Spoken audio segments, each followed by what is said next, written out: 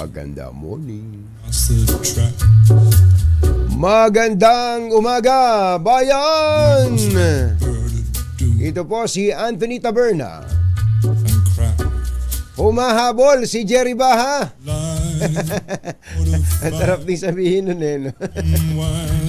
Yun kantsawa namin ni Jerry mula pa nung mga bata kami Kapag ka medyo may late na isa sa amin, ang sasabihin na, humahabol! Humahabol si Anthony Taberna. Humahabol si Jerry Baha.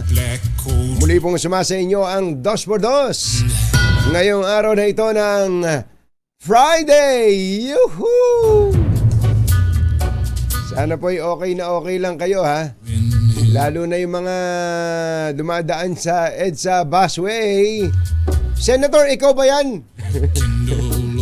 Napagalit ni Colonel Bong Revilla to si Senator Bong Revilla, no? Pareho pa naman silang Bong. Pareho pa naman silang tunog Revilla. Bong Revilla. Bong Revilla. Parang ganun no? Tapos nagkaharap sila sa Senado kahapon napasugod to si Chairman Don Artes yan. Tapos kasama si Chairman si Colonel Nebrija. Pero ako naman kaibigan naman natin si Colonel Bong Nebrija. Pero kung ako sa kanya, hindi na ako humarap sa media na to Kasi minsan mawawala yung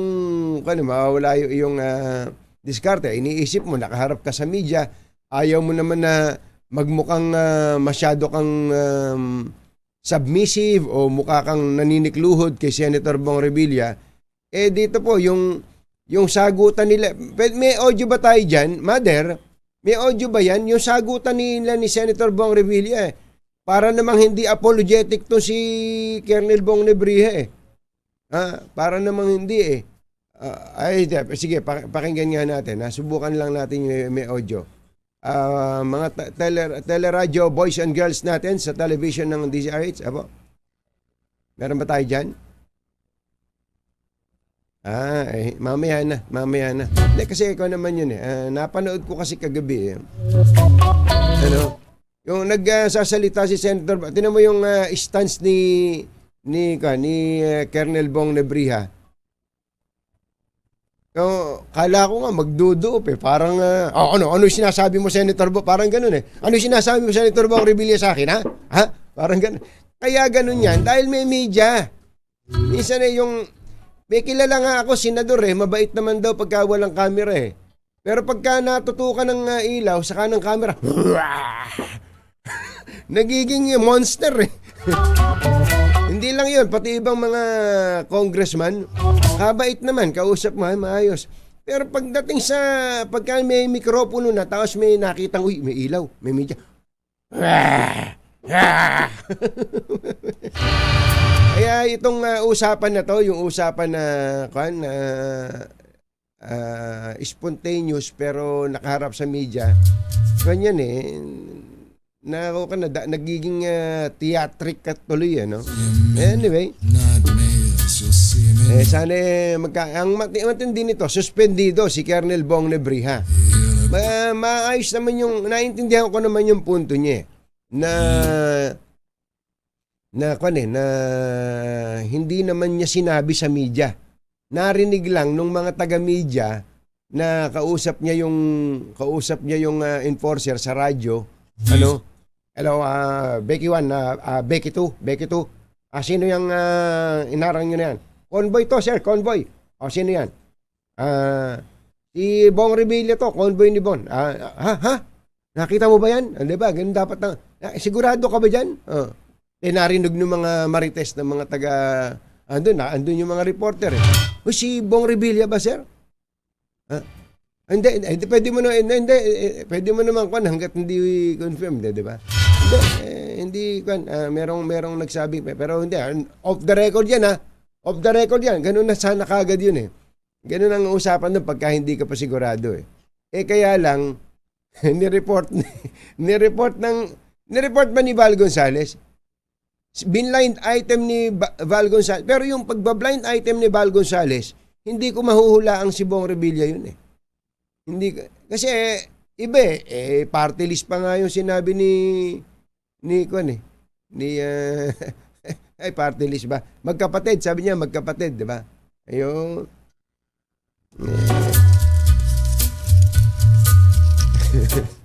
Binanggit daw. Yun, basta ganon yung ang nangyari doon mga kababayan is a case of miscommunication na narinig ng Marites at ineri ng Marites. Ay, nakabuhay yun. Ngayon, suspended patuloy. Napakasipag pa naman itong si Colonel Bong Nebrija.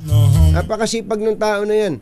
At saka ang dating tuloy, kaya ang dating kay Senator Bong Revilla, dito na. Sige nga, ang dami kong adlib dito. Grabe kayo. Nasa totoo ka? I have no intention of ruining your name. Just that said, hindi na po yung information na ibig sa akin. So I relied on that. If it was a mistake, then I like what I said kanina, sir. Nagkakamali tayo na tayo parang nagkakamali. And I apologize. Pero kung you apologize to the congregation. Yes, sir. Yes, sir. Yes, sir. I already apologized ka. Sa akin, kung talaga nagkasala ako, halimbawa nagkasala ako, bayad na. Pero wala Ako po ay nagpapasalamat on behalf of the agency for your statesmanship, Senator, sa pag-usap ng aking. Asahan po nito na we will learn from this and gagamitin po namin ito to improve po ang pagsiservisyo. Pag-aayos po ng aking sa again, pasensya. apology accepted. Salamat po. Alright, thank you very much. Ayos na. Sa parte naman ni Chairman Don Artes, tingin ko naman ay para bang naging ministerial on his part. Parang gano'n, siguro ano pa bang terminong pwedeng gawin doon. Basta he is compelled, he is required to do something para lang wag madama yung kanyang buong organisasyon.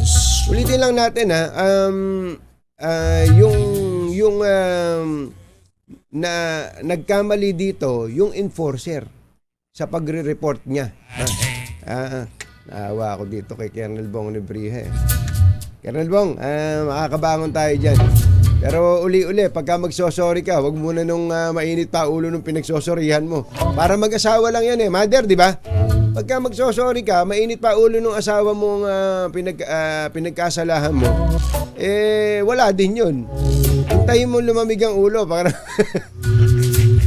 nagpayo ba? Magpayo nga kayo! Jerry Baja at Anthony Taberna sa 2x2 sa DZRH. Nako, at ang isa pa pong binabantayan natin, tinutukan natin mula pa kahapon, ito pong pangyayari sa isang bus. Opo, sa Victory Liner ba to? Victory Liner bus. Una-una, gusto kong sabihin, nabilib ako sa Victory Liner. Ang ganda ng CCTV niya.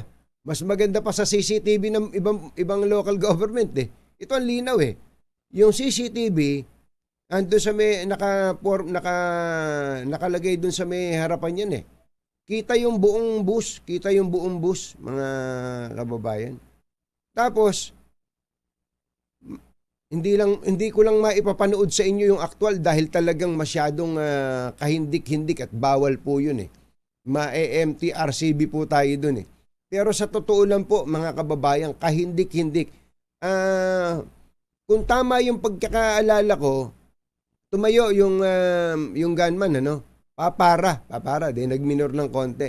Tapos nung pagdating niya doon sa bandang unahan, yung pong nakasakay na 2 pasahero sa ayan nakita niyo po. Ayan, nakikita natin. Hindi mo na yung puputukan Huwag mo na yung puputukan, huwag niyo puputukan. Huwag yan. 2 po yan. Parang nakasuot pa ng sundalo No? So, police ano ba yan? Yung camouflage na yan? Military uniform. Pareho na. Alang namang nabili lang nilang 2 yon, yung damit na yon. Ay yung shorts na yon. 'Di ba? Ayan Pababa na po yung dalawa na yan pagkatapos putukan yung dalawang biktima. Andiyan po sa unang gawing kanan po ng kung pababa ka gawing kanan, ano. Ito maedad na no. Ang biktima po diyan ay si Gloria Alitaw, 60 anyos, hiwalay daw po sa asawa at galing Canada, at ang kasalukuyang niyang live-in partner na si Arman Bautista, 55 years old. Natutulog. Tapos ito po talagang murder po ito. Pinlano po talaga ito na talagang pataksil na pagpatay po yan. Naghihintay po tayo ng follow-up mula po sa ating RH25, Grace Ansano, tungkol po dito. Ang kagandahan po niyan, mukhang may lead na daw po ang mga otoridad ng Nueva Ecija Police para po matukoy ito pong mga suspect na ito at mapanagot sa krimen na kanilang ginawa. Grabe po yan. At saka very precise ang kilos nito pong mga salary na ito. Jerry Baja, Anthony Taberna, 2x2. Oras po natin, Mr. Jalamtang, Lakyam Chap Gohun, 6:15 ng umaga, ACS Balita. Susunod na.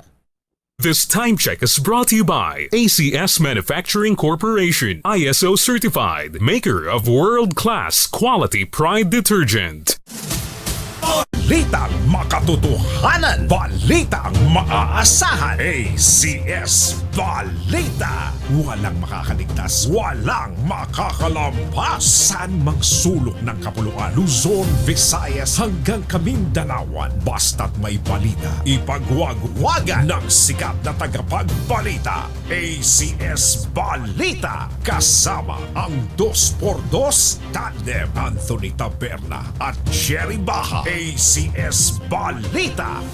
Ang programang ito ay hatid sa inyo ng ACS Manufacturing Corporation, ISO certified, maker of world-class quality Pride detergent.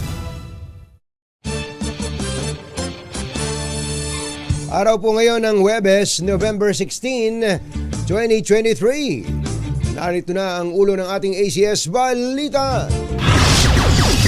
Pamimigay ng bonus at cash gift sa mga empleyado ng gobyerno umarangkada na.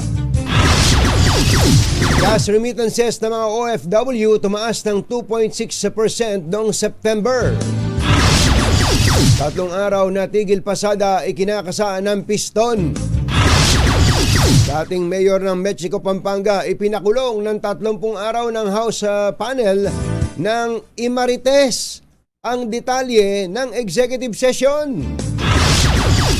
Traffic sa Arbong Nebrija sinuspinde matapos maawaw mali na convoy daw ni Senator Bong Revilla ang nahuli si EDSA Busway. At mag-live-in partner tinodas habang sakay ng bus sa Nueva Ecija. PNP meron ng person of interest. Magandang umaga, Luzon, Visayas at Mindanao. Good morning, Philippines. Hello, world. Sa pangalan po ni Jerry Baja, ito si Anthony Taberna at ito ang ACS Balita. Unahin muna natin ang ACS Good News. ACS Good News. Sinimula na ng pamahalaan ang pamamahagi ng year-end bonus at cash gift sa mga kwalipikadong state workers. Makaraang ilabas ng DBM ang halos 70 bilyong pisong pondo para rito kahapon. Ayon kay Budget Secretary Amina Pangandaman, ang matatanggap na year-end bonus ng mga qualified government personnel ay katumbas ng kanilang isang buwang basic salary bukod pa sa 5,000 pisong cash gift. Sana all! Sana all! Meron ng bonus, meron pang cash gift. Ito pa ay batay na rin sa direktiba ng Pangulong Bongbong Marcos bilang simbolo daw po sa pagpapahalaga sa mga nagtatrabaho o ng pagpapahalaga sa mga nagtatrabaho sa gobyerno at sa kanilang sakripisyo na malaki ang ambag sa pagpapasigla ng ekonomiya ng bansa. Kabilang sa mga kwalipikadong empleyado ng gobyerno ay ang mga manggagawang nakapag-render ng kanilang serbisyo ng hindi bababa sa 4 na buwan mula Enero 1 hanggang Oktubre at 31 ng kasalukuyang taon. Meron na pong person of interest ang pulisya sa pamamaslang sa mag-live-in partner na pinagbabaril sa loob ng isang bus sa bayan ng Caranglan, Nueva Ecija. Dead on the spot sina Gloria Alitao, 60 anyos, hiwalay sa asawa at galing Canada. At ang kasalukuyang live-in partner nitong si Arman Bautista, 55. Ayon kay Police Major Ray Ian Agliam, hepe ng PNP Caranglan, inaalam pa nila kung may kaugnayan sa relasyon ng mga biktima ang naturang krimen. May follow-up report po tayo kaugnay niyan.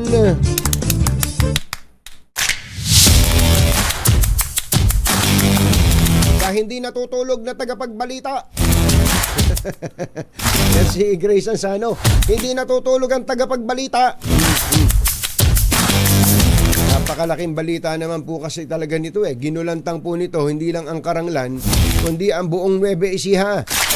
Alam nga natin ang update mula kay 25 Grace Ansano. Coming, Grace! Yes, dating yun, may person of interest na nga ang gumugulong na investigasyon ng PNP Caranglan.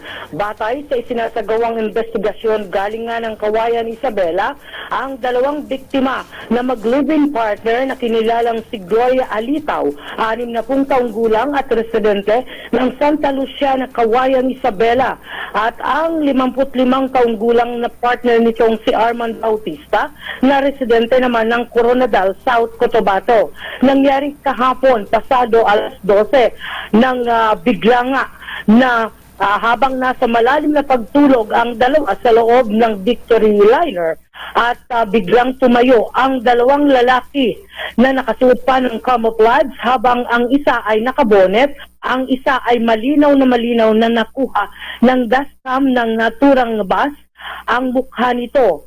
Sumakay mula sa Bayumbong, Nueva Vizcaya ang mga suspek na nasa bahagi na ng Minuli, Caranglan, Nueva Ecija, nang bigla nga itong lumapit sa 2 mga biktima gamit ang caliber 45. Kitang-kita sa kuha ng dashcam ng bus ang malapitang pagbaril sa ulo na tumama ang 6 na mga bala habang natutulog ang mga Grabe, biktima. no? Teka muna, Grace, saan sumakay yung mga suspect na to? Sabi nung bus driver? Batay doon sa sinabi ng bus driver, sumakay sila doon sa Bayumbong, Nueva Vizcaya. Oo. May kwan yan. Mukhang planadong-planado kasi ang layo ng pinanggalingan eh. Isabela, tapos sa Nueva Vizcaya na sumakay yung mga gunmen, ano? Yes, sa makakatunin, lumalabas din nga sa aking panayam sa Chief of Police ng Caranglan na si Police Major Ray Ian Agliam na mukhang planadong-planado. Kasi ito pang mga biktima ay walang cellphone. So may posibilidad na nakakaramdam itong biktima na may mangyayari, na posibleng may mangyari sa kanila. Dahil nang magbiyahe sila mula Isabela, wala silang dalang cellphone man lang. Pero ang may perang na-recover doon sa babae. At malaking halagang pera yon dala niya. Sa cash pa lang mahigit 300,000 piso at doon sa kanyang libreta ay halos may 900,000 pesos siya. So, napag-alaman din natin doon sa panayam sa Chief of Police na dumalo ito dun sa kaso na hinihiring sa bahagi ng Kawayan sa Isabela, at umuwi na nga at bababa ito sila dapat sa bahagi naman ng Tarlac. Kaya ngayon, ang tutok ng mga pulisya ay may follow-up operation to investigate sa bahagi ng Isabela at maging sa Tarlac na pupuntahan nitong uuwian nitong mga biktima. Teka muna, yung ano sabi ng pulis dun sa pormahan nitong mga suspect? Mga magagaling ang galaw eh. Gun for hire. Yun ang binahayag ng Chief of Police at mga investigador. Malaki ang paniniwala nila na ang mga dalawang ito ay posibleng may kasama pa. Hindi lamang itong dalawang ito. At planado ganon ka tibay, naniniwala silang yung anggulong ito ay hindi kayang gawin ng minsanan, pinlano ito. Yun yung maliwanag na hayag sa pulis ng bayan ng Karanglan. Oo, grabe ha. I'm sure traumatic din yung pangyayari na yan, pati doon sa mga ibang pasahero. Pero believe ka doon sa driver, cool na cool no? Yung driver ng bus, Yes. oo, cool siya.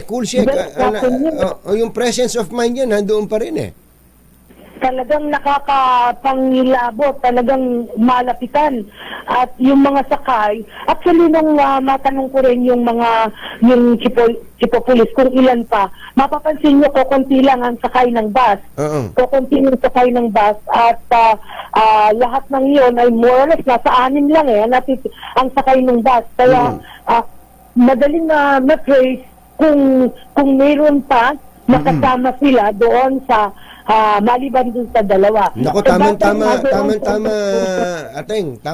ating Grace. Andito sa linya natin yung hepe ng Karanglan na Nueva Ecija PNP at makakausap natin ngayon ating.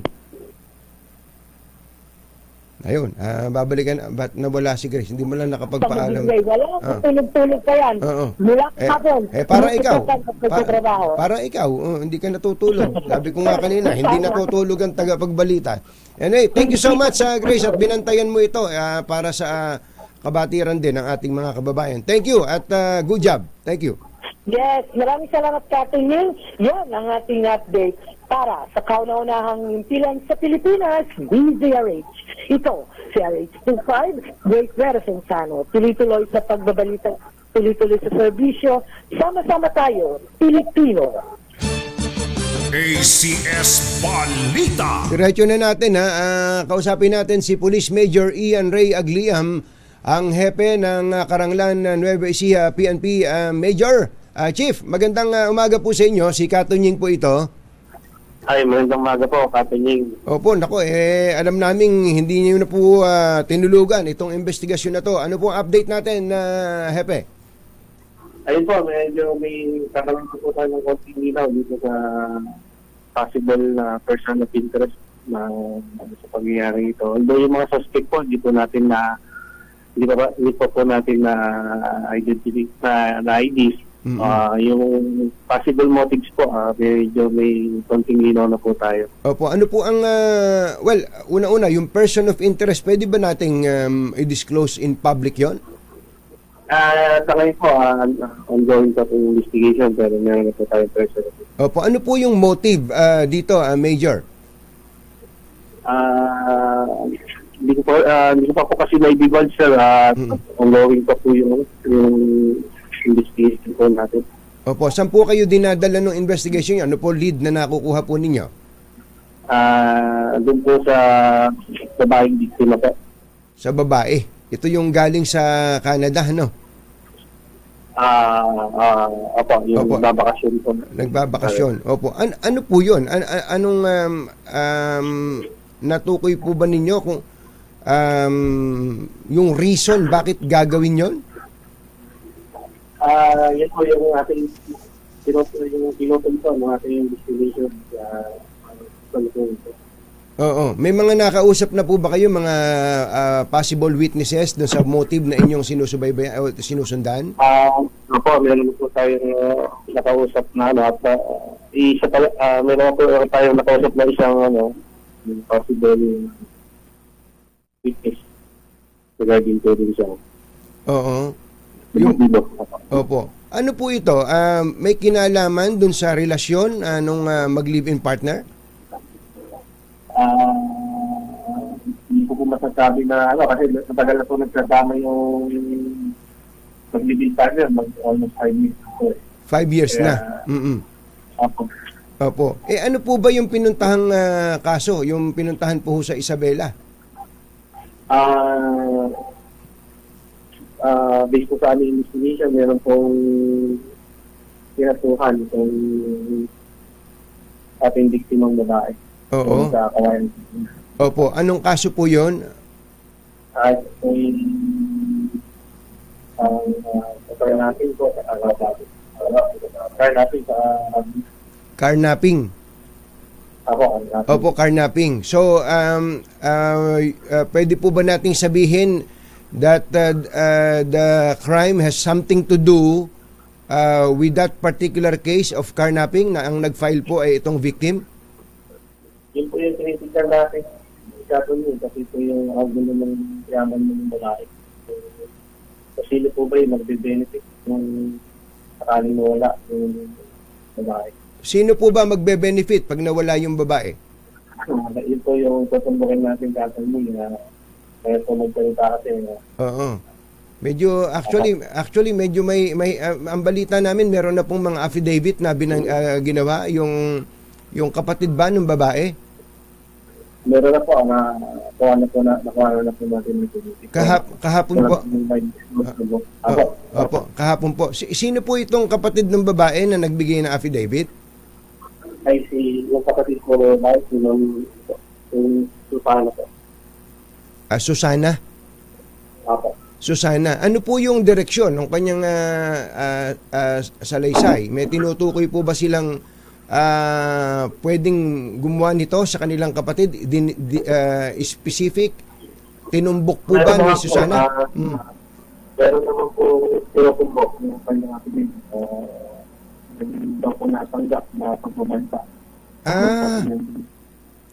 So, pinagbabantaan si Gloria Alitaw Nino. Apo, yun po yung hindi pa natin po i-disclose. Hindi po kami nakaparating na gawain police station po. Opo. So, hindi na po namin kayo pipilitin doon at lahat na po, sabi nga, you can skin a cat in 100 or 1,000 ways pero hindi ko po magagawa sa inyo yun dahil sa puyat po kayo. Ang isa lang po ang masisiguro natin na ang krimen na ito may kinalaman dun sa kaso na isinampa ni Aling Gloria sa mga supposedly ng karnap sa kanya, ganon. Yun lang po yung nakikita pa namin posible lang po. Dahil po si Aling Gloria ay umaga sa retirement phase na po ng kanyang buhay para nag-i-enjoy na lang po ito sa kanyang buhay. Bakasyon sa Canada. Opo. Naglilibang doon, sumba-sumba, naglilibang doon sa kawayan, na-coordinate sa kanyang ulit. Inyong kapatid. Oo. Opo. Opo. Nasa retirement. Opo. I-enjoy na lang po ni Aling Gloria yung kanyang retirement. 60 years old eh. Sino po yung kinasuhan niya rito, sir? Pwede niyo bang banggitin? Ay, wala po, ano po, pwede ko bang hindi mo lang yung ban? Apo. Opo. Okay, ang susunod na tanong natin dito, yung pong galaw ng mga suspect na to, doon na lang sa suspect, are you definite, are you certain na sila po ay mga hired guns? Apo, definitely po, buti po sa dalawa, yung pag-isip po nila. Kasi po, ako po, naniniwala parang plan B po itong ginawa ng mga dalawa eh. Oo. Bakit po plan B? Ano po yung plan A? Kasi po meron pong sasakyan itong mga biktima. Kung bakit sila yung nagtumit at hindi nila dala ang mga cellphones, yun rin yung problem. Oo. Yun sa parang sinutuntan eh. Ganun. So, ay mga po nilang gamitin yung kanilang sasakyan papunta ng Tarlac. Ito yung sa parang tinutulong namin bakit nagtumit sila ngayong araw nito. Oo. So, ang ibig sabihin po talagang bantay sarado, sinubaybayan po ang galaw nitong mga victims, ano? Yes po, baka po meron nagmamanman mula doon sa kawayan kasi yung mga suspect po, sumakay ng Bayongbong sa Vizcaya. Yung palang nakikita po nila sa Levitia, pinansinig. Oo. In other words, sa termino na natin, Major, may spatter, ano? Apo. May spot. So hindi lang po dalawa ang nakikita nyong tumrabaho nito. Yes po, probably po, more or less po, baka may dito may binigan pa po ito. Yung sumunod, yung pag-asin po natin, kita natin atin. Opo. So pera to. Sa madaling salita, dun sa hinuhulaan ko na lang tuloy. Ayaw nyo sabihin eh. So, para kayo nagba-blind item dito, Major eh. No? Opo. Ang sa laki po nung trabaho na to, hired guns at that, at matitinding... by the way, yung po bang, tingin nyo ba militar o dating militar o pulis o dating pulis itong mga tumira na to? Ang suspect po, para siguro po, hindi nag-disguise lang itong mga to, para kasi medyo marami itong checkpoint niya, kung gawin pa rin ang family checkpoint. Siguro, baka sakali po parang sila, kung ano po ito, ganito na ready handle, so kaya ng part ng disguise ito, para hindi gano'ng masita. Oo. So,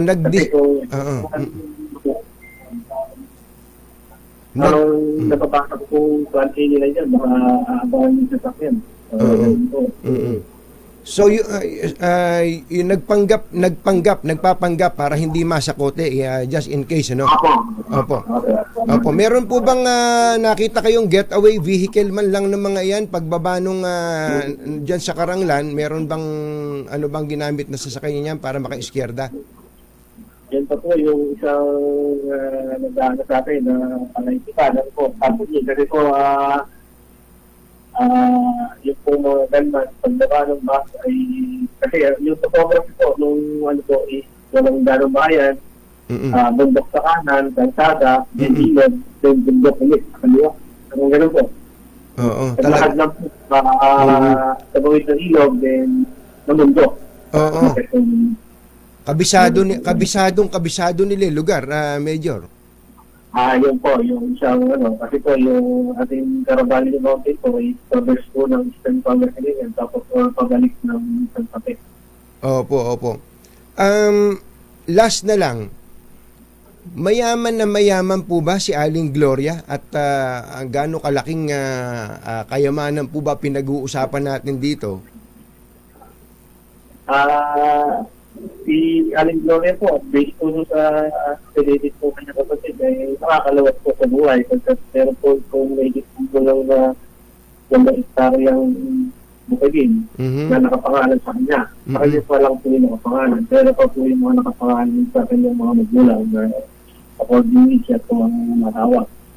Oo. Pero may mga pangkalan po apartment ito doon sa Kawayan City. Oo. May dala daw pera? Meron po, naka-recover po tayo ng asserted money sa pesos po, yung 1,000 bill ay 16,000.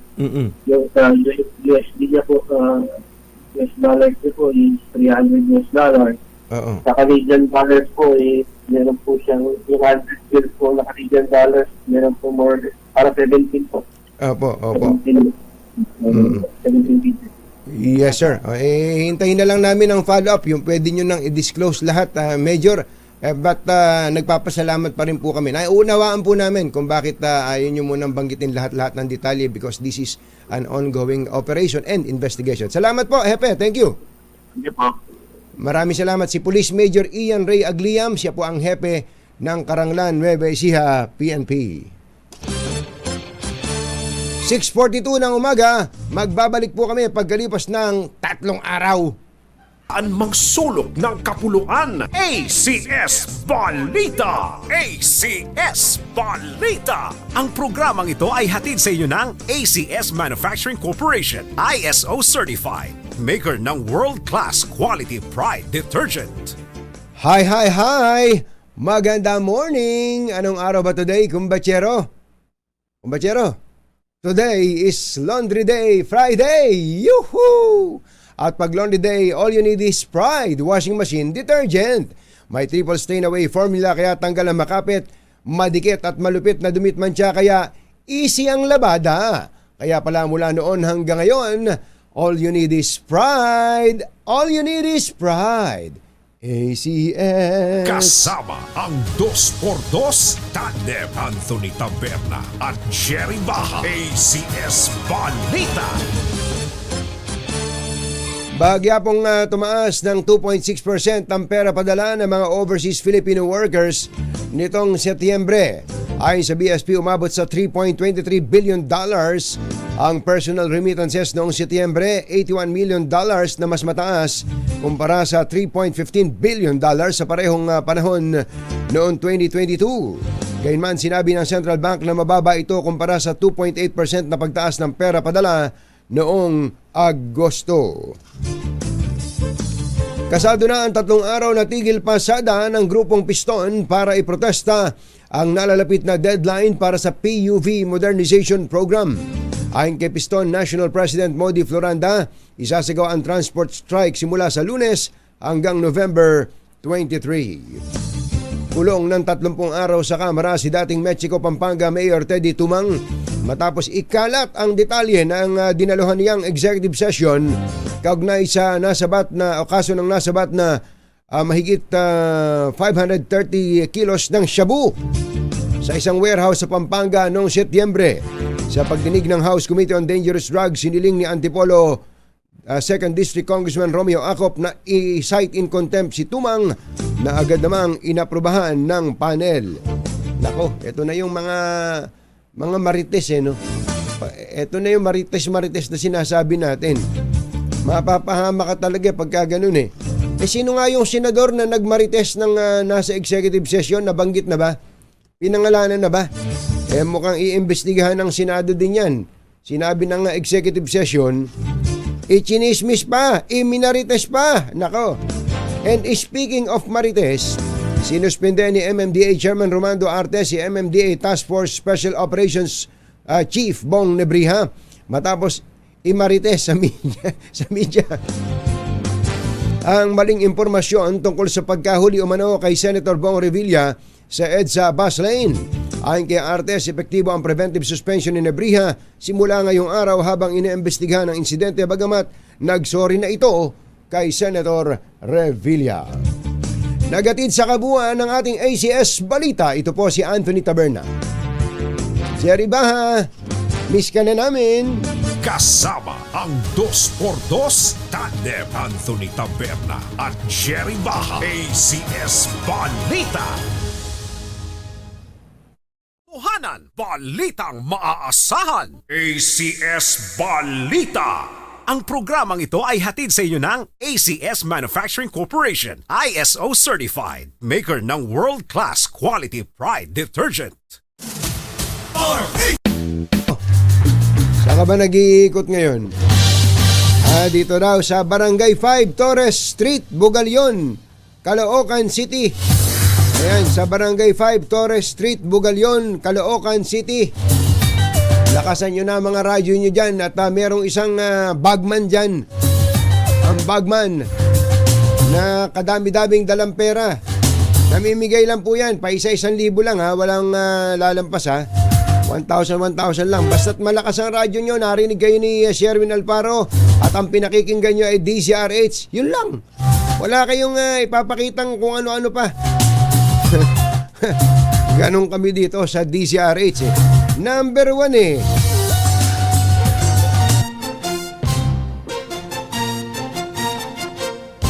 Katonying at Ka-Jerry. Anthony Taberna, Jerry Baja. Ang samahang pinatibay na ng panahon. 2x2.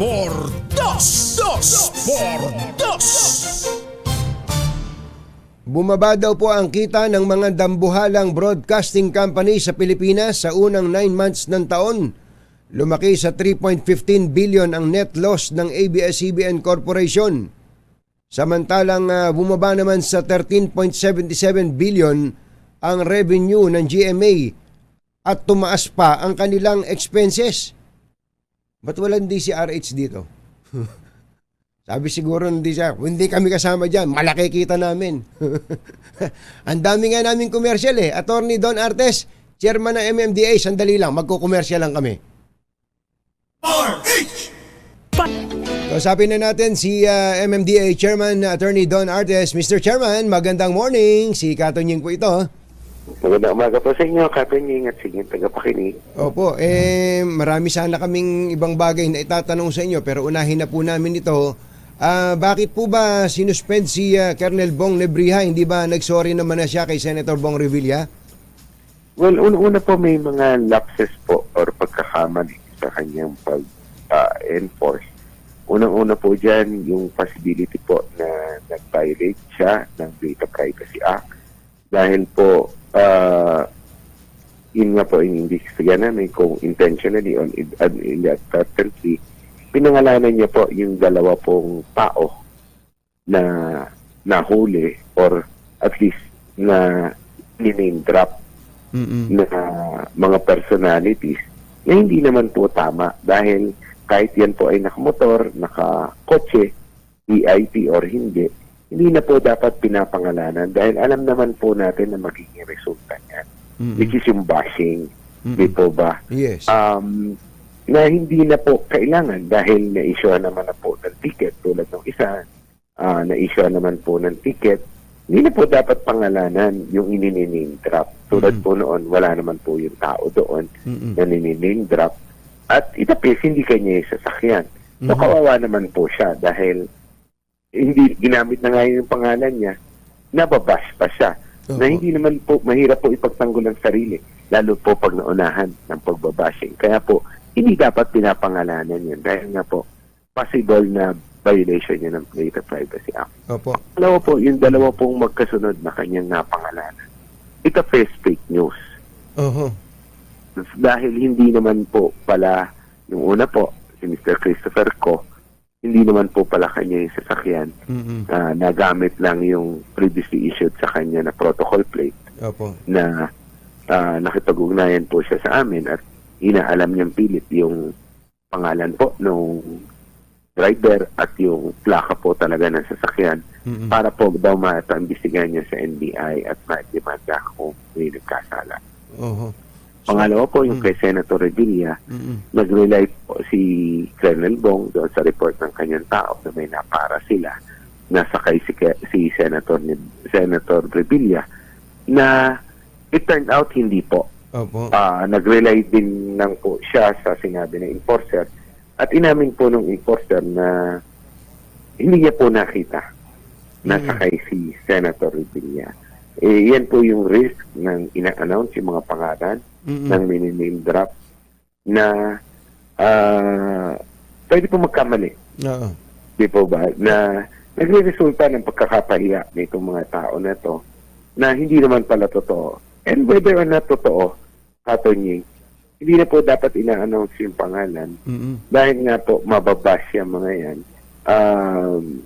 na posibleng violation ng data privacy. Pangatlo po, Katonying, sinasabi rin po ni Colonel Nebrija na may discretion ang MMDA na magbigay ng courtesy pag nakasakay yung congressman or senador sa isang sasakyan. Mali po yun dahil kami po ay stricto.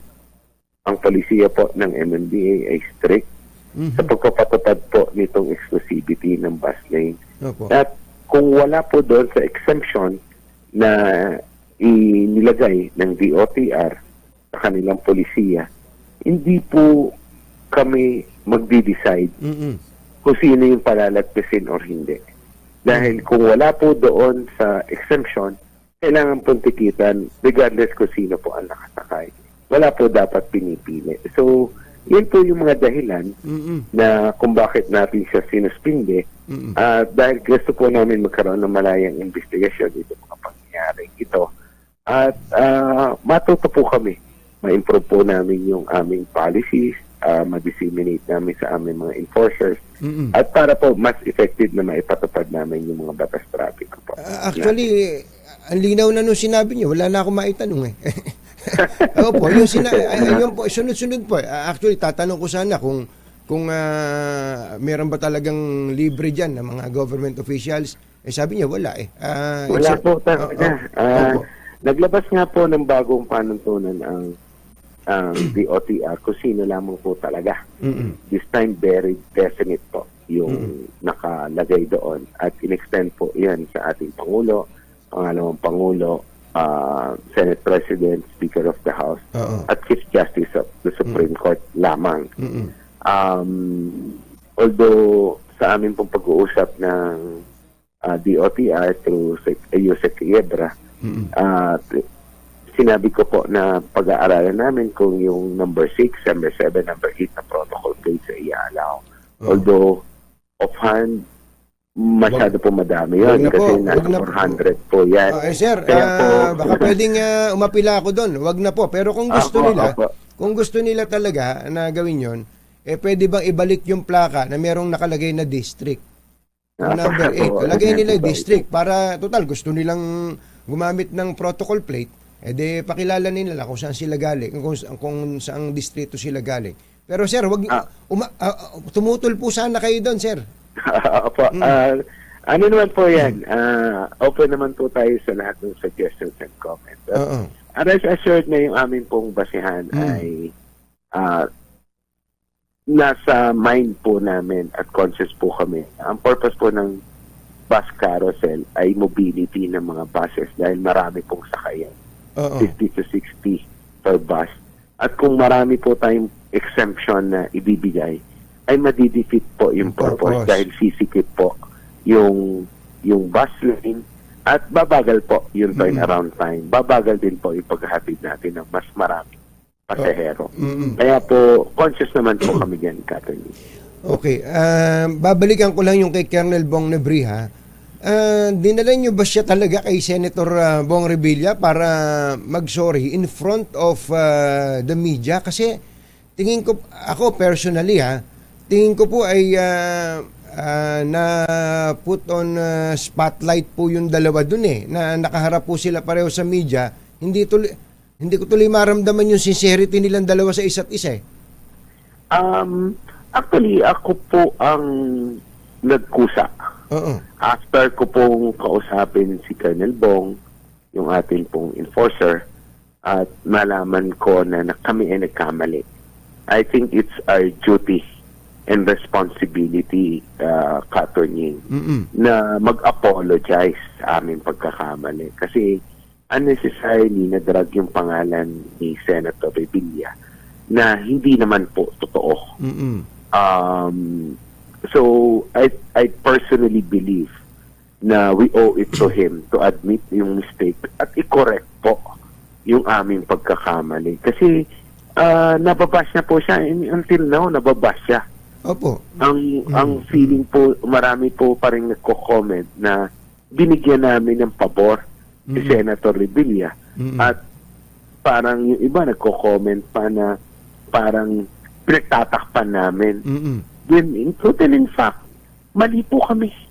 At kailangan po namin i-admit yon. At ako po, I have proof, ako po ang nag-request na magkaroon ng press con para po linawin yung pong pangyayari. At i-admit, mag-public apology kami. Dahil po, kailangan, personally, I believe na kailangan po namin gawin yon dahil nadungisan po namin yung pangalan ni Senator Revilla ng maling akusasyon. Mabuti sana kung tama hindi. Yes. Kung tama po na nakasakay si Senator Revilla, hindi ko po gagawin yan. Katonying. Pero dahil alam ko po at ina-admit naman po na aming mga tauhan na kami po ay may pagkakamali, may mga lapses. Responsibilidad po namin yan. Kahit na po pangit tingnan na ang aming ahensya ay ina-admit namin yung pagkakamali. Kailangan po namin gawin para maitama po namin yung pagkakamali.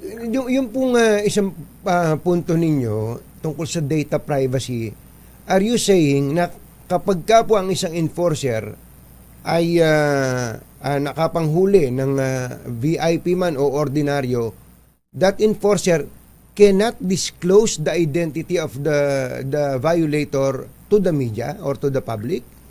Yes po, hindi po dapat. Unless po siguro, kailangan, yan nga po yung isa sa aming aalamin. Kung may FOI din po tayo. Kailangan balansehin po natin yung data privacy at yung FOI law natin, yung Freedom of Information.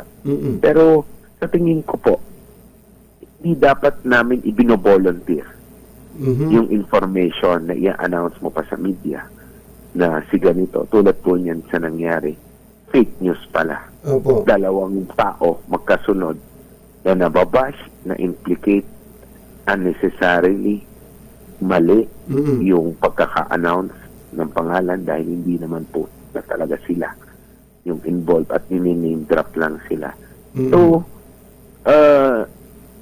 parang kailangan po rin namin ingatan itong mga information na ito bago po namin ilabas. So, yan nga po yung i-review namin kasama ang aming legal na pwede po ba namin i-divulge kaagad-agad yung mga pangalan or dapat po ba maghintay kami ng request under FOI. So, yan po yung mga kasama sa iimbestigahan kung saan nagkaroon ng lapses at kung ano po yung changes sa policy namin para po mas effectively ma-implement po namin itong mga batas. Ang kagandahan po, kayo po ay isang abogado. Yung po bang binabanggit yung lapses ni Colonel Nebriha, yung tungkol sa data privacy, tungkol sa fake news, pagdidisclose sa media na hindi naman pala totoo, does it constitute grave misconduct or simple misconduct sa usapang administratibo?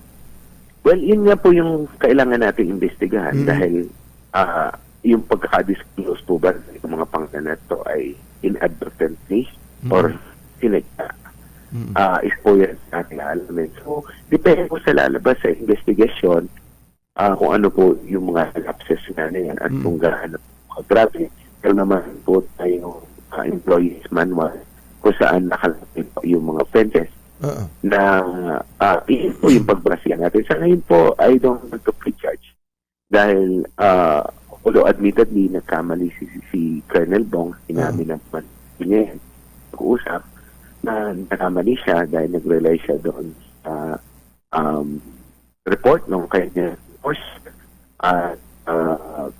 may isa pa pong pagkakamali which is sinabi rin po niya na nagbibigay ang MMDA ng courtesy saka yung mga VIP which is mali rin po dahil wala po kaming ganoong palisiya na at kami po ay strict sa implementation. Pag wala ka doon sa authorized gumamit ng bus carousel ay huhulihin namin regardless po ng personality na sakay. Yung po bang sir, if I may, yung po bang suspension kay Colonel Nebriha ay bilang hepe lang ng task force? Ay po, as employee po. As employee. Lahatan, yes. Hindi po freezer lang ang floating. Kasi po, ang preventive suspension naman po ay ini-impose not as a penalty but to prevent yung po or to prevent yung pong malayang investigasyon ng nangyari.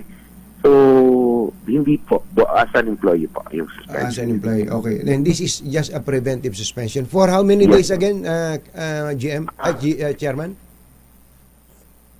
Ilang araw po? Dahil yan po yung tingin natin na complete the investigation. Sir, naputo lang kayo. Ilang araw po? 15 days po. 15 days. 15 days. Apa. Okay, at least makakabakasyon si Colonel Bong Nebriha. Don't get me wrong. Ito po yung gusto kong linawin. Apa. Hindi po namin pinaparusahan kaagad-agad si Colonel Bong. Magaling po siya, dedicated, passionate sa kanyang trabaho.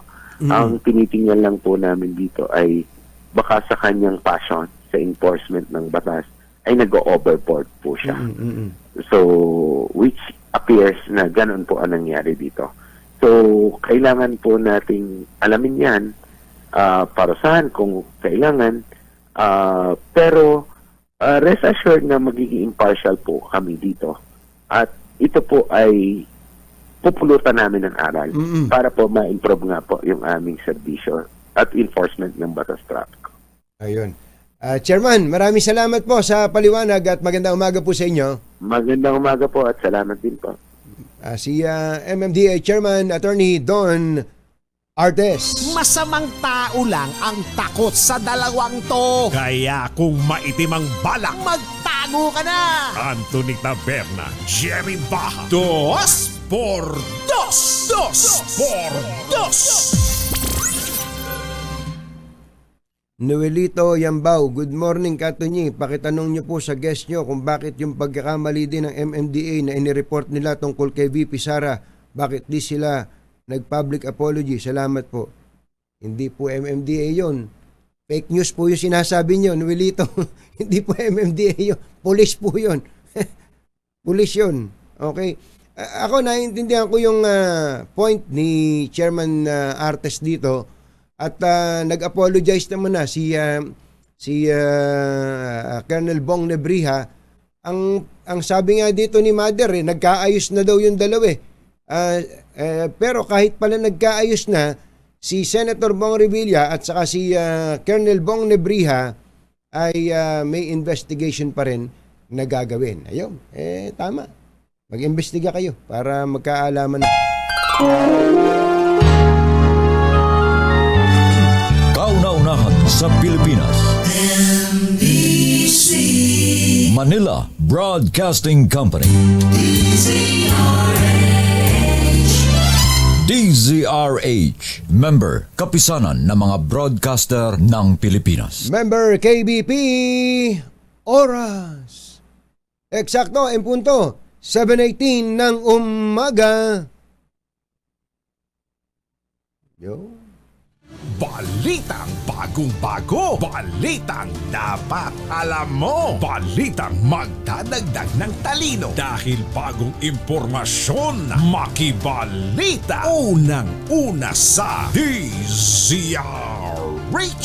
Pangunahing balita. Kasama ang 2x2 tandem nina Anthony Taberna at Jerry Baha.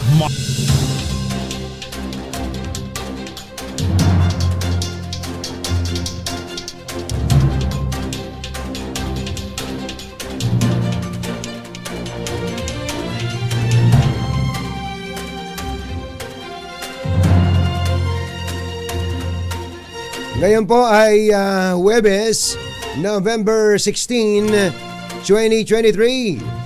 Narito na ang ulo ng ating mga pangunahing balita. Bumaril sa mag-live-in partner sa loob ng isang bus sa Nueva Ecija. Inihinalang miyembro ng malaking gun for hire. PNP may lead na. PNP CIDG inamin na lumiit ang tsansang makita pa ng buhay ang nawawalang beauty queen sa Batangas. Kumuha ng peking social media accounts ng ilang general ng PNP na aresto na. 3 pulis huli naman sa extortion sa Rizal. 3 araw na transport strike pinaghahandaan na ng LTFRB. Senator Bong Revilla at Colonel Bong Nebriha nagkaayos na. Traffic SAR sinuspindi pa rin kahit na nagsorry na. Dating Pangulong Rodrigo Duterte sinabina ng piskalya sa kasong grave threat. Magandang umaga Luzon, Visayas at Mindanao. Good morning Philippines. Hello world. Sa pangalan po ni Jerry Baha, ito si Anthony Taberna. At ito ang Pangunahing balita.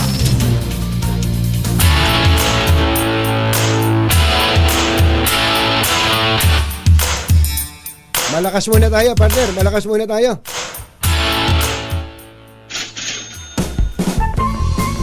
Dahil malakas ang kako makinig sa DZRH, malakas ka rin sa amin. Itodo nyo na ng malakasan ang inyong radyo at makakay na ang matyempuhan ng aming roving reporter na nakikinig o nanonood sa DZRH. Instant, mananalo ka ng malakasang 1,000 pesos sa DZRH Malakas promo, hatid sa atin ang kauna-unahang radyo sa Pilipinas, DZRH. Una sa Pilipinas, una sa Pilipino.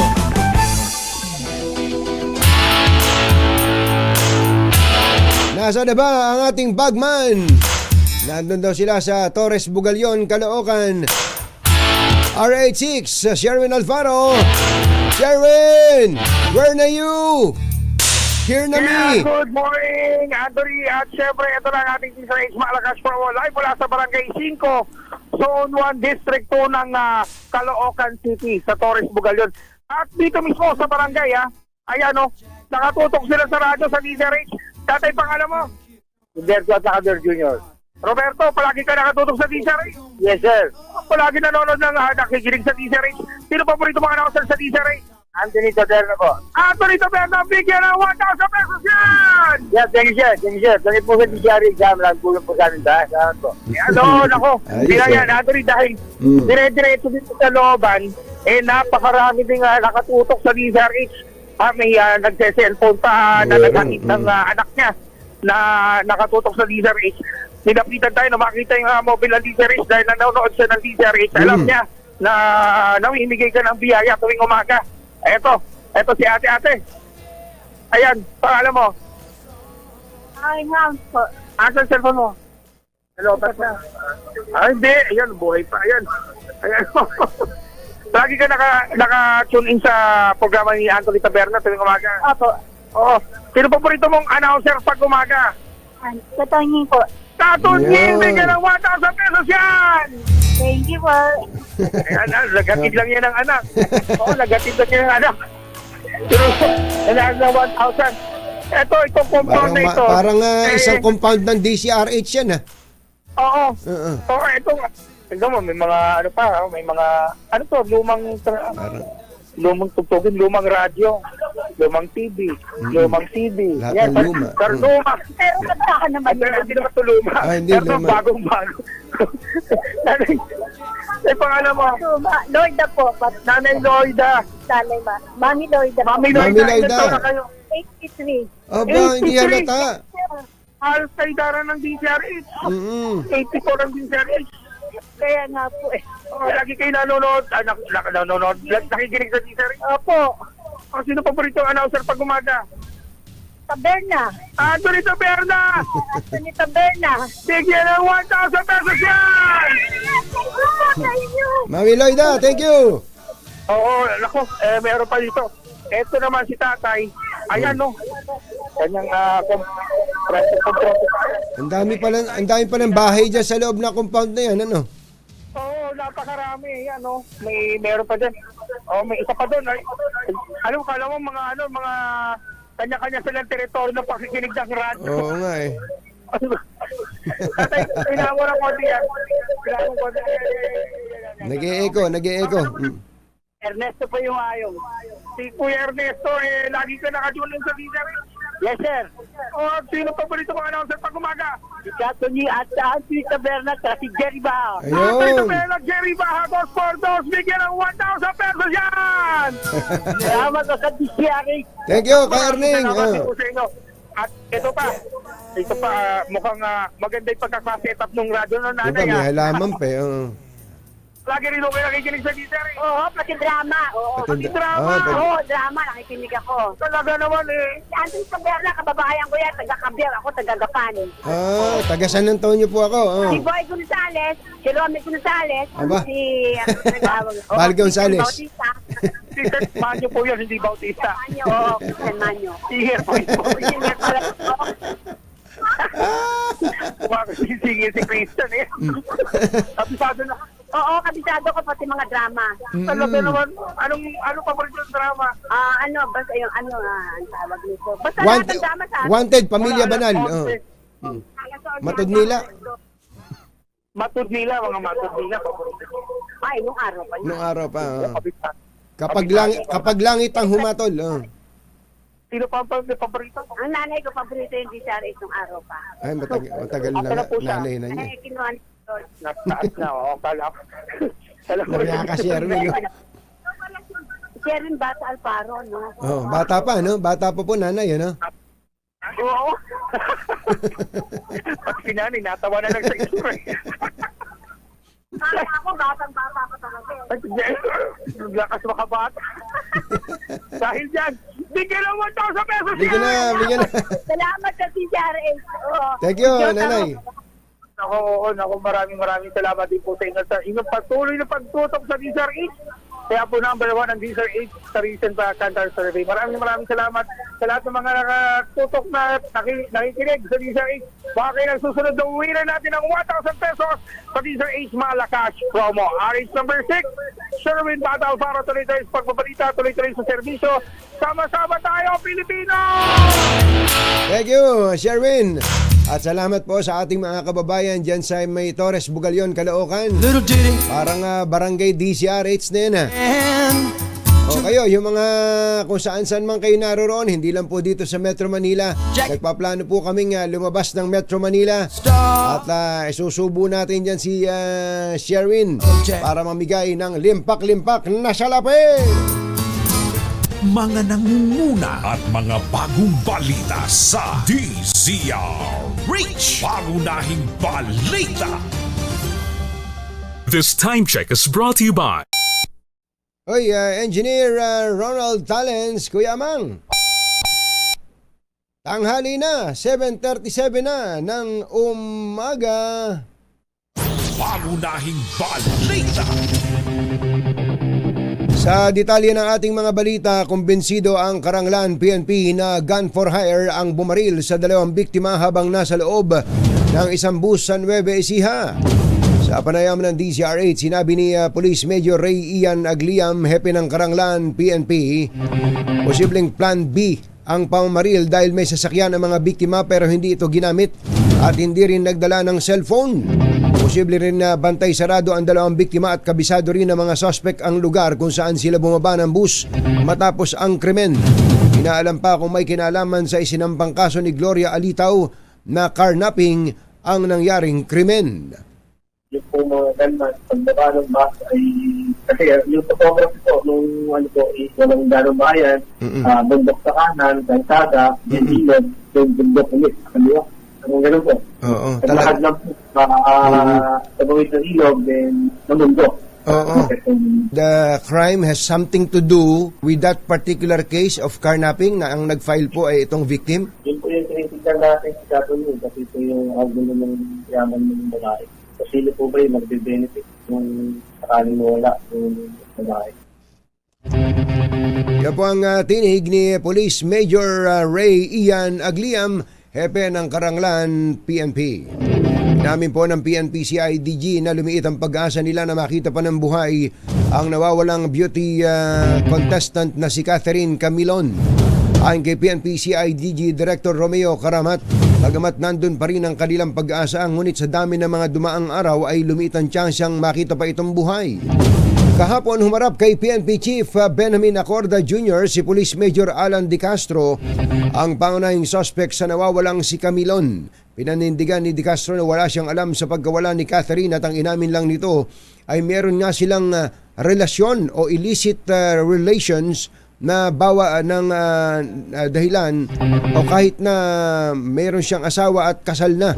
Ang payo ni General Acorda kay De Castro, patunayan sa korte na wala siyang kinalaman sa pagkawala ni Camilon.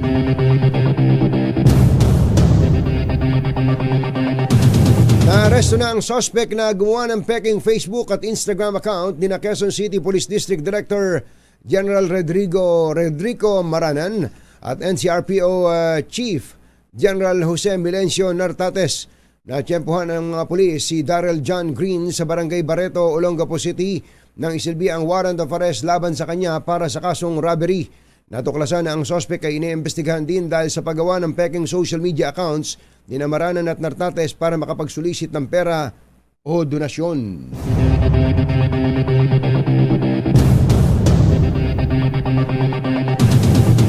Tatlong pulis ang inaresto dahil sa pangingikil sa Rodriguez Rizal.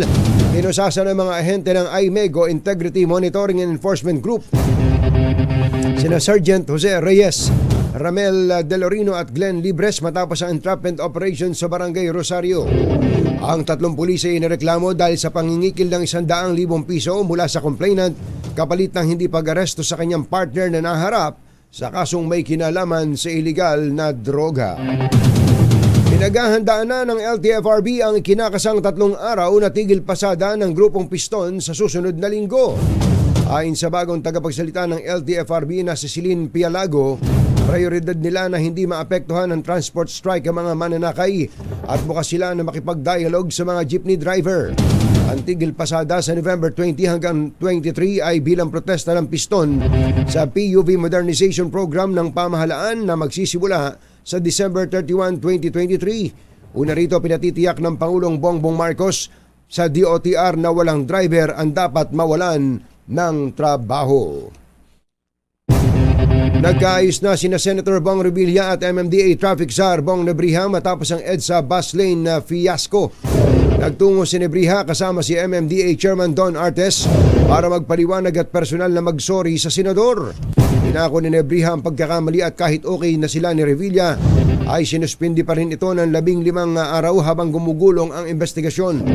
Aminado si Chairman Artes na nagkaroon ng paglabag sa parte ng MMDA dahil sa pag-leak ng pangalan ng senador na hindi naman verified, pagpapalusot ng traffic enforcer sa sasakyang dumaan sa busway kahit ipinagbabawal, at hindi pag-i-issue ng ticket sa lumabag. Kinumpirma naman ni Chairman Don Artes na pinayagan na ng DOTR na dumaan sa EDSA busway ang sasakyan ng 5 pinakamatataas na opisyal ng pamahalaan. Ayon kay Chairman Artes, inirekomenda nila sa DOTR na padaanin sa busway ang marked government vehicles na sasakyan ng Pangulo, Vice Presidente, Senate President, House Speaker at Chief Justice. Samantala, sinabi ni Artes na kailangan pang pag-aralan maigi kung papayagan sa busway ang sasakyang may protocol plates number 6, 7 at 8 na sabi naman natin, wag! wag silang papayag. Alas 7:42 ng umaga, susunod! Dating Pangulong Rodrigo Duterte, sinagpina na ng piskalya dahil sa di umano'y death threat sa isang kongresista. Yan at iba pa sa pagbabalik ng 7:43.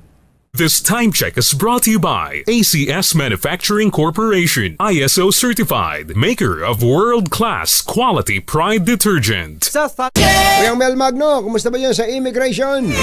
At happy birthday kay Kuyang Joel Sarignaya. Uy, nakuha ko na, Yuel. Alam ko na number ni Asek Vigor Mendoza. Sa wakas. Good morning din kay Undersecretary Cesar Chavez, CBC, bossing. Happy birthday din pala kay Prince Texon, Kuya Prince. Magandang morning. Baka gusto niyo nang magpalit ng inyong mga bubong, ha? Sira-sira na yung mga bubong ninyo, ha? Tama, may mga lugar pa sa atin ngayon na mainit ang panahon. Ito ang panahon para magpalit ng bubong. Buti na lang may bubong na maaasahan, gawa sa state of the art technology. May aluminum na, may pintura pa. Now available na rin sa pre-painted tile span. Para sa eleganting bubong na matibay na, makulay pa, mag-cherry loom pre-painted ka na.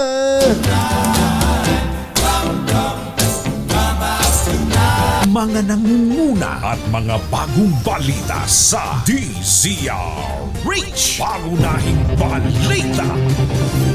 Sa iba pa nating mga balita, matagumpay na napalakas ng mga programa ng Pangulong Bongbong Marcos ang produksyon ng palay sa bansa. Ayon po sa Department of Agriculture, ramdam na ng bagong liderato ng ahensya ang bunga ng mga direktiba at inisyatibo ng Pangulo. Hindi lang nila sapat ang abot kayang bigas sa merkado, kundi naging magandang taon din ng pag-ani ang 2023 para sa mga magsasaka. Ang unahing bahagi sa pamumuno ng Pangulong Marcos bilang kalihim ng DA noon ay ang pagpataw ng mga direktibang pabor sa Pilipinong magsasaka at kontra sa importasyon. Kabilang sa utos ng Chief Executive ang pagbibigay ng libreng binhi, pataba, tulong pinansyal at teknikal na suporta sa mga magsasaka. Tiniyak naman ni Agriculture Secretary Francisco Tiu Laurel Jr. sa Senado na ipagpapatuloy nila ang nasimulang pro-farmer policy ng Pangulong Bongbong Marcos. Pinadalahan na ng sabina ng Quezon City Prosecutor's Office si dating Pangulong Rodrigo Duterte. Nagugat ito sa reklamong grave threat na isinampa laban sa kanya ni ACT Teachers Party List Representative Franz Castro. Batay sa abiso ng Korte, December 4 at 11 ang petsa ng preliminary investigation sa kasong inihain laban sa kanya noong nakalipas na taon. Matatanda ang inireklamo ni Congressman Castro si Duterte dahil sa banta nito na umere sa isang TV network. Gayman inihayag ng kampo ni Duterte na hindi para sa dating Pangulo ang sabina dahil mali ang pangalan. Matapos na maisulat sa dokumento ang pangalang Rodrigo Roa R. Duterte. Nanganganib na ma-zero ang budget ng Commission on Human Rights sa susunod na taon. Ito matapos umalma ang mga senador laban sa pagsuporta ng CHR sa bill na nagsusulong ng abortion sa Pilipinas. Bukod sa turo ng simbahan, sinabi ni Senador Alan Peter Cayetano na labag din sa saligang batas ang abortion dahil salungat ito sa pagkilala ng Estado sa kahalagahan ng buhay mula sa sinapupunan hanggang sa pagsilang. Nagbabala naman si Senador Jinggoy Estrada na walang ilalaan na pondo sa CHR kapag hindi binawi ng ahensya ang pagsuporta sa abortion. Pangunahing balita sa showbiz. Magandang dilag. Daming nag-aabang kay Tita Morley. Wala daw ba tayong blind item dyan, Tita Morley? Naabangan ka ni Kuyang Apple Pancho at ni Mr. Jelom Tang. Ay, Tatay Bonnie Aporo. Tatay Bonnie Aporo, maganda morning. At nakatutok din pala sa atin, Tita Morley, itong Register of Deeds ng Palayan City, si Ma'am Rose Roque. Ma'am Rose Roque, maganda morning. At si Judge 13. Judge 13, kumusta po? Mr. Fred Alejandria, magandang morning din kay Miss Liria Reyes at Miss Lorraine Santos. Ang mga miyembro daw ng organisasyon Angel Tony Nangel nag-golf daw dyan with beautiful Umbrella Girls. Ano ba ang latest sa showbiz? Alamin natin mula kay Tita Morley Alinio. Magandang morning, Morley! Magandang morning, Luzon, Visayas at Mindanao. Bago mo lang ratyadahin yan. So, totoo ba na hiwalay na sina Catherine Bernardo at ayun ang usap-usapan. Si Padilla? Tinuturong dahilan si Andrea Berliante. Oo, na sinasabing na nagkaroon ng panandaliang relasyon si Andrea at itong si Daniel na naging dahilan ng selusan. Pero wala pang kumpirmasyon dahil hindi naman nagsasalita itong si Catherine Bernardo. Pero kahit paano ay sinabi na rin naman itong si Daniel Padilla na walang katotohanan ng issue. Pero hanggang ngayon ay patuloy na pinag-uusapan yung hiwalayan na yan, pero wala pang detalye kung ano ang tunay na dahilan ng hiwalayan at kung totoo nga bang hiwalayan. Eto na, punta na tayo sa ating report. Ako siguro talaga ang huling nakapag-interview dito kay Jogra de la Torre. Alam mo ba, nung makausap ko si Jogra, dahil namin ngayon sa ating may sakit sa liver, meron si sakit sa puso, diabetic siya, marami siya, iba't ibang sakit na kanyang nararamdaman. Kaya tinanong ko sa kanya, handa ka na ba? Sabi ko sa kanya, handa ka na ba na kung sakali mang mawala tayo sa mundo? Sabi niya, handang-handa ako, Molly. At ang isa lang sa kanyang sinabi, hanggang ngayon na natatandaan ko, kung sakalin daw siya ay papanaw, ayaw daw niya ng iyak-iyak. Walang iyakan. Gusto niya puro lang masaya.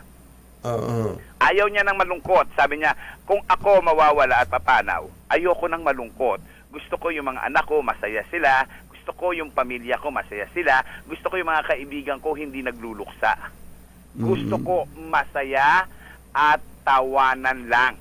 Yun ang kanyang pakiusap na kung sakaling ibuburol nga siya at mawawala siya sa mundo, sana daw maging masaya lang. Kumbaga, di ba kasi puro iyakan, ayaw raw niya ng ganon.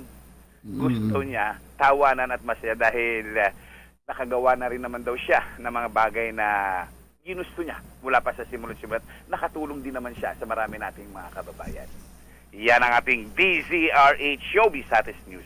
Ito po ang inyong RH47. Morley Alinio, tuloy-tuloy sa pagbabalita, tuloy-tuloy sa serbisyo, sama-sama tayo Pilipino. Baboom!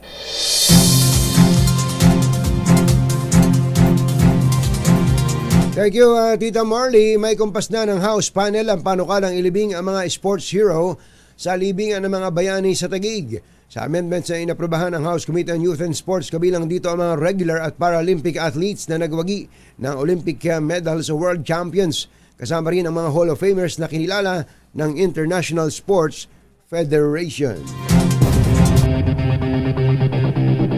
Sa ilan pa nating balita, nakipagkita ang Pangulong Bongbong Marcos sa Filipino community sa San Francisco, California. Paglapag sa US kahapon, una niyang hinarap ang mga kapwa Pinoy sa South Francisco Center o Conference Center. Pinuri nito ang mga Pinoy at Filipino-American healthcare workers dahil sa kanilang dedikasyon at sipag, lalo na noong panahon ng pandemya, habang inilarawan niya ang mga manggagawang Pinoy sa Amerika bilang mga hari at reyna ng overtime. Ayon sa Pangulo, may 4 na milyong Pinoy sa Amerika, 1.3 milyon dito ay nasa San Francisco, habang 700,000 sa kanila ay nasa San Francisco Bay Area. Nagatid sa kabuuan ng ating mga pangunahing balita sa pangalan po ni Jerry Baha. Ito si Anthony Taberna.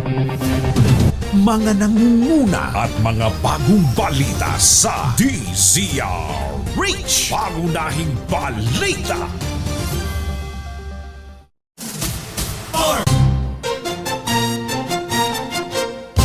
Katonying at Ka-Jerry, Anthony Taberna, Jerry Baha, ang samahang pinatibay na ng panahon. 2x2.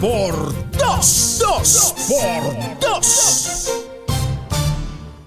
Magandang umaga po sa mga taga Katarman Samar, Katarman Northern Samar. Good morning po kay Mayor Francisco Aurelio Rosales. Baka inam naman, meron pala kayo diyang bagong tayong evacuation structure sa barangay Pulangge. Alam nyo naman tong Samar, lagi daanan din ang bagyo to, meron pong 50 million pesos na structure, 2-story po ito, na ngayon pwede ng pakinabangan ng mga kababayan natin kapag may kalamidad. Kailangan po natin to hindi yung lagi na lang mga nagsisilikas ay nagsususon-suson, halos magkapatong-patong na sa mga basketball courts, hindi rin naman safe. Ito, ginastosan po pala ito ng PAGCOR. Ayun, sana all. Ayan. Salamat daw po, Chairman Altenco at sa buong PAGCOR dahil po dito sa pasilidad na ito at ang sabi po ni Mayor Rosales, ang ganito daw pong hakbang ng national government ay napakalaking bagay, lalo po sa mga LGU. Marami pong LGU magaling maghanap ng pondo Hindi mo naman kailangang umasa lang doon sa IRA.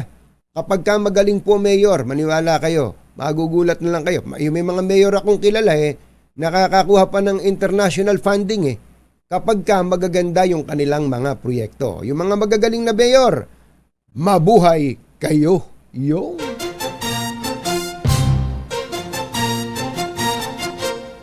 Katonying at Ka-Jerry, Anthony Taberna, Jerry Baha, ang samahang pinatibay na ng panahon. 2x2.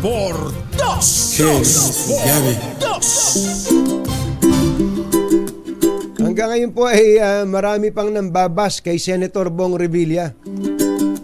Una, dahil hindi siguro nila narinig yung follow-up report na hindi naman siya o yung convoy niya ang dumaan dun sa EDSA busway. Pangalawa, ang sinasabi po ng ilang mga baser, dapat hindi na siya nagreklamo dun. Dahil senador naman siya. Yun nga Mga kababayan, senador man o hindi si Senator Bong Revilla, napakahirap po talaga na maging subject ng isang fake news. Kapag naunahan ka ng maling balita, ibabas ka na, mahirap nang bumangon. Kaya po ito ay isang maganda rin pagkakataon, hindi lang po para kay Colonel Bong Nebrija na gusto natin sabihin, hinahangaan natin sa kanyang pagiging passionate sa pagpapatupad ng mga batas trapiko. Hindi lang po para sa kanya, kundi sa iba pa, lalo na yung mga opisyal pa ng pamahalaan. At matuto na rin po ang mga netizens. Tayong lahat matuto. Sapagkat pag tayo po ay gumawa ng isang o nagpakalat ng isang maling balita, lalo pa at ito ay isang damaging na balita, pwede po tayong balikan. Ano pong klaseng pagbabalik? yun po pwede tayong makasuhan. Ang tindi po nung, alam niyo yung cyber libel? Yung cyber libel po, mas matalim po yun. Kaysa dito po sa regular libel na isinasampa po sa mga journalist na pangkaraniwan. Ang cyber libel po ay mabigat po ang parusa niyan. At sino po ang pwedeng makasuhan ng cyber libel? Yung tumitira online. Kaya tayo po mag-ingat-ingat po tayo sa mga pinapakalat na halimbawa nag-share ka, nag-comment ka pa na para bagang alam mo yung totoong pangyayari, nagpasya ka dahil sa isang maliit na o maiksing video clip na yung napanood, gumawa ka ng konklusyon, tinira-tira mo ang kung sino-sino, paano kung masama gising nung tinira mo? May kilalang magaling na abogado, dinimanda ka. Yun ang problema. Kaya dapat po maging responsable po tayo. At sa pagkakataong ito, sinasamantala na rin natin ang pagkakataon na manawagan po sa Facebook kay Mark Zuckerberg. Mr. Mark Zuckerberg, kailan nyo po ba pagbubutihan ang pagsala ninyo sa mga maling advertisement? Yun lang pamilya ko Ayaw ng lubayan Ilang beses na namin inire-report na take down, maggagawa lang ng bagong account. Titira na naman. Kumikita ba ang Facebook dito? Kumikita ba ang Facebook sa mga sponsored post pa At ginagamit po ako, ang pamilya ko at iba pa, sila Dr. Willie Ong at iba pa, sa kanila pong mga advertisement na panluloko naman sa ating mga kababayan at nagpapagamit po ang Facebook bilang platform. Kung minsan napakabilis ninyong mag-suspend ng account ng kung sino-sino dahil lang po sa sabi nyo, nag-violate ng community standard. Ito, platform po ng Facebook ang ginagamit para mang-scam at pinapayagan po ng Facebook. Siguro dapat magising na si Kuya Mark. Alam ko, tahimik ka lang. Mark, tahimik ka lang. Mark Zuckerberg, sir, please do something about it. There are a lot of Filipinos who are being victimized by these scammers. You get me? Oh, come on. Bye! Happy weekend! Damdaming bayan! Susunod na! Above the chimney top, that's where you find me. This time check